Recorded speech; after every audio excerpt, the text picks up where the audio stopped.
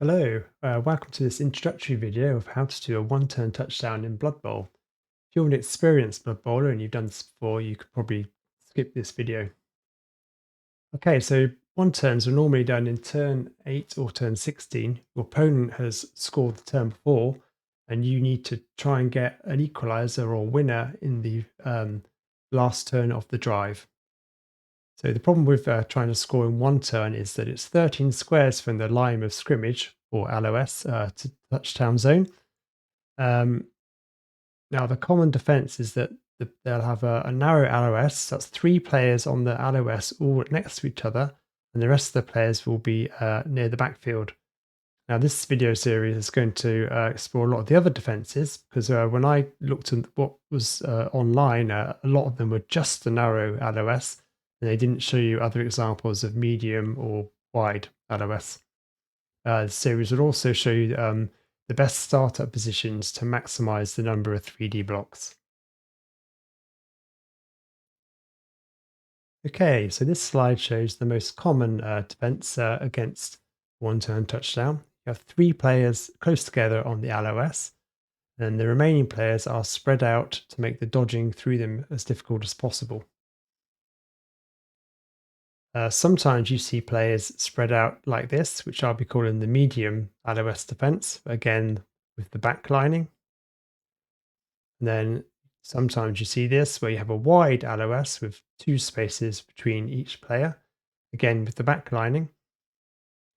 And then finally, you get sort of non-backline defenses where you might have a split LOS with two players together, then a gap, then a single player, but then the other players sort of line up in a way that it makes it hard to get around the back and to blitz players forward to be able to then enable a chain push. So this slide shows sort of the basics of chain pushing. Chain pushing is all about recognizing T shapes and boxes so that you can push players through and then hopefully push an additional player through after that. Now, in this example, these four examples on the left, you've got spaces in the T shapes and spaces in the boxes. So you are forced to push the players into the spaces. Now, if these spaces are filled and you've got full T shapes and full boxes, you can choose which player to push the first player that you're blocking into, and then these players can then be pushed on to a new square of your choice. For this one, there's those three, and for this one, you could pick any of those three. Now, if those spaces are also filled, you can then do a third push and so on. And some of the chain pushes can be up to 4 or 5 players long. So this is an example of the chain pushes that we would need for an undead team. We've got a movement 7 ghoul. Uh, Now he's got 13 squares to get to the end zone, so we're going to have to do 4 pushes to get him up to here so that he can then score. So this would be the final position.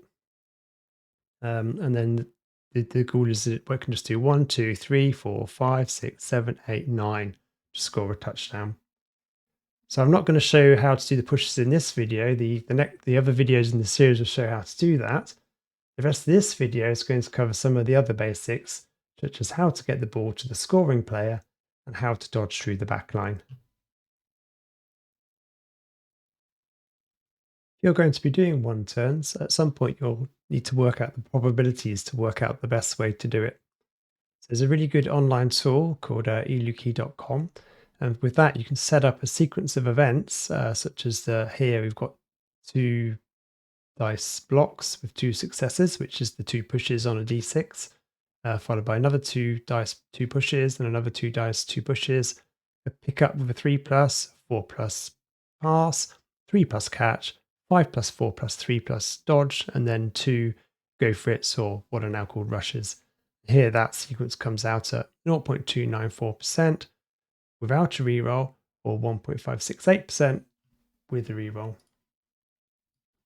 So just quickly show you the site. So here you can also specify the skills. So we could say I've got the dodge skill. I'm going to do 2 dice with the 2 pushes as successful outcomes. And then we could say, well, we're going to do a dodge with the dodge skill. followed by 2 GFIs, and that comes to 34% without a team reroll, or 60.9% with the team reroll. Okay, so you can also whisper commands to ExtraArmsBot in Twitch or Discord, and here you express the blocks with 2D or 3D, and you follow it with a slash and then a number, the number of successful outcomes. So here it's a 2D for the 2 pushes, 3D for the 2 pushes, then a 5 plus 4 plus 3 plus dodge, and then follow that with the 2 rushes. And that will tell you the result. So 3% without a reroll, or 10.8% with a reroll. Now this one at the bottom, slightly more complicated because you've got a dodge skill. So here you express the 5, 4, 3 in brackets to show that you've got an inbuilt reroll for that sequence of dice. And then you put the rushes at the end, even though technically one of the rushes would happen after that dodge, it still comes out with the correct value.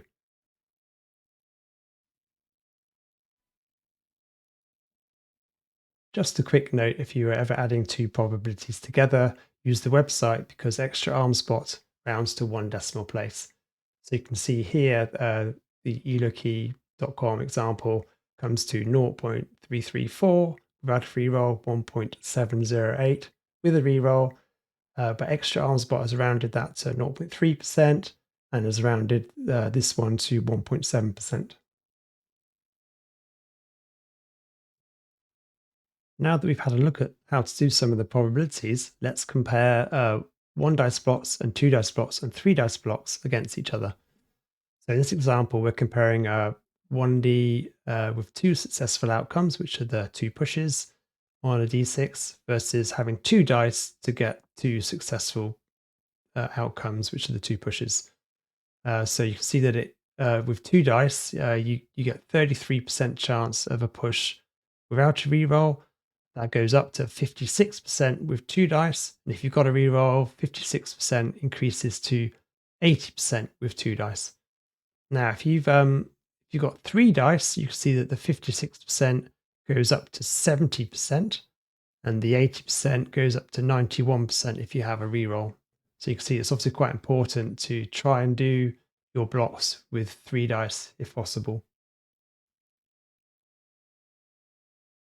Okay, this slide shows the basics of how to achieve 2 dice and 3 dice blocks. Obviously, if you just have 2 players with the same strength blocking each other, you get 1 die or 1d to do that. If these 2 players were to block this player, that's strength 3 versus strength 3 with 1 assist because this player isn't in any tackle zones, so you get 2 dice for that. Here, this is also 2 dice because you've got a strength 5 mummy blocking a strength 3 player. It's importantly, the strength 5 is not more than double the strength 3, so it's still 2 dice. So these 2 examples, you get 3 dice. So you've got strength 5 mummy taking a block against this Amazon. So strength 5, 2 assists is 5, 6, 7 against 3. 7 is more than double 3, so you get 3 dice. Similarly, if the white takes a block against this Amazon, although who's only strength 3, it's got 1, 2, 3, 4 assists. So 3 plus 4 is 7 against 3 is more than double, so you get 3 dice. In this example on the right, the mummy is at strength 5 and is blocking a strength 3 person with 3 assists. So it's strength 8, but it's against 3 plus 1 assist. 8 is not more than double 4, so it's still only 2 dice.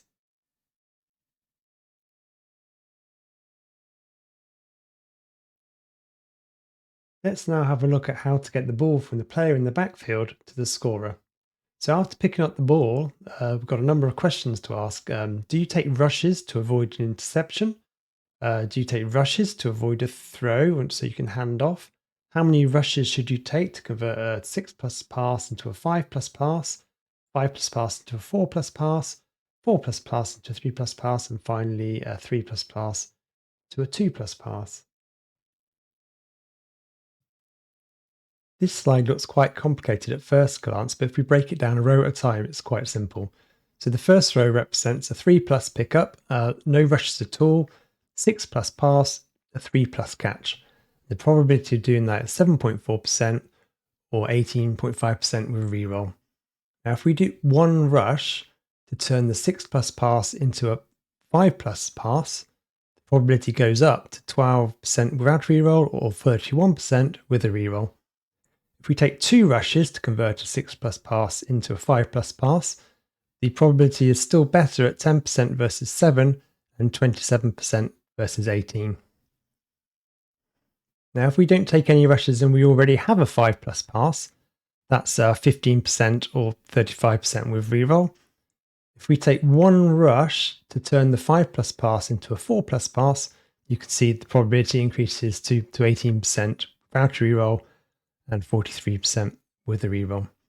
If we take a second rush to turn a 5 plus pass into a 4 plus pass, the probability is still higher at 15% versus 14.8% and 39% versus 35%. Now, if we have a no rushes 4 plus pass, that's 22% and 48% with reroll. If we take one rush, that will increase to 25%, 53% with reroll. But if we take 2 rushes to convert the 4 plus to a 3 plus pass, you can actually see that that decreases the odds again versus 22% versus 21%. And with a reroll, 48.1% gets slightly reduced to 48%. Okay, let's move on to the higher agility passes. So here we've got a 3 plus pass with no rushes at all. That's a 30% chance without reroll or 59% chance with reroll. If we do one rush to convert a 3 plus pass into a 2 plus pass, that increases the chances to 31% without reroll or 62% with reroll. But if we do 2 rushes to convert the 3 plus pass into a 2 plus pass, you see it gets worse. 30% drops to 26% and the 59.3% drops to 55.7% with reroll. Okay, so this row shows where we're not having to do any rushes and we just have a 2 plus pass already. That's 37% without reroll and 68% with a reroll. And then the last 3 rows show handoffs, so there's no pass at all. You're able to just do a 3 plus pickup, a 3 plus catch, and that will be 44% without a reroll, 74% with a reroll. And then this row is you do one rush so that you don't have to pass and it's a handoff instead. You can see that's 37% or 68%. Now this is exactly the same odds as this row. So you're actually obviously better off doing a 2 plus pass if you can instead of this handoff, because a 2 plus pass won't kill your player, whereas doing a rush might do.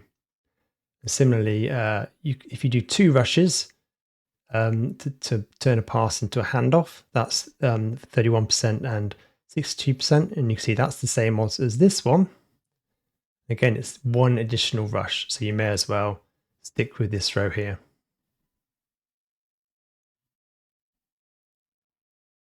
Okay, so the summary of getting the ball to your scorer is that you should take up to 2 rushes to avoid an interception if you have a reroll. You should take 2 rushes to avoid a pass and do a handoff instead if your pass will otherwise be 3 plus or worse. Don't take a rush to hand off instead of a 2 plus pass, because you can just kill your player and it's the same odds. Always take 1 rush to make a pass improve. Only take 2 rushes to improve a 6 plus pass into a 5 plus pass or a 5 plus pass into a 4 plus pass. Okay, so we've got the ball to the ball carrier. They run up the pitch and we're now about to dodge through the back line. So what's the best path to take here? So a common mistake is someone will just click the end zone and they'll run straight through like this, but that will actually be a 5 plus 5 plus dodge followed by a 2 plus rush, and then a final 3 plus dodge followed by a 2 plus rush. And the success of doing that is 13.7% or 22.9% with a reroll. Now, the reason why the second dodge is a 5 plus is because you are dodging from here to here. You're dodging into 2 tackle zones, so that makes it a 5 plus for a ghoul. So a better way to dodge is after you do the initial dodge, which is the 5 plus, you dodge out to one of the sides, which gives you a 4 plus dodge and then a 3 plus dodge. So that increases the probability from 13.7% up to 19.3%, or 31.3% with a reroll. Now, if you're lucky enough that the player doesn't have enough players to backline like this, you might find that they leave a gap in the sideline or two gaps between the players. So now you can dodge along the line here, and that becomes a 4 plus 4 plus dodge instead of a 5 plus 4 plus dodge. Then you've got to do a 2 plus rush, then a final 3 plus dodge, and then a final 2 plus rush. And you can see here that the probability increases from 27% without a reroll or to 42.8% with a reroll.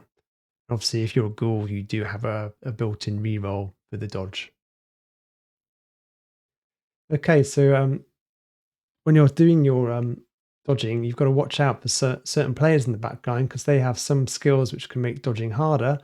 Those include tackle, dive and tackle, tentacles, and also shadowing. But you can actually, if you aim for players that are titchy, they don't exert tackle zones.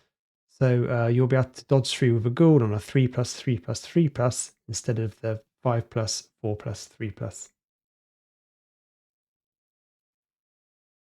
Okay, that's the end of the video. Hope it was useful. Please like and subscribe, and I'll see you again soon.